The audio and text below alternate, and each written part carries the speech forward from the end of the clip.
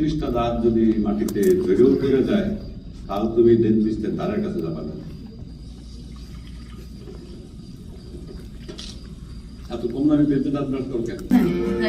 দেখা শেষ। এটা তো ফেরত দেওয়ার জন্য আপনার ভাড়া দিন। ভাড়া দেন নাই মানে?